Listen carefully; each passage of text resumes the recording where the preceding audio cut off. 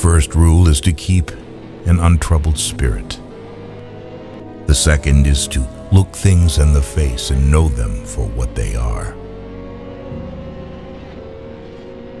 When you arise in the morning, think of what a privilege it is to be alive, to think, to enjoy, to love.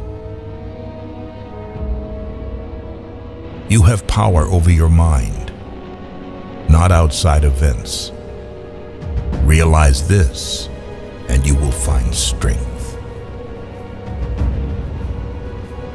He suffers more than necessary who suffers before it is necessary.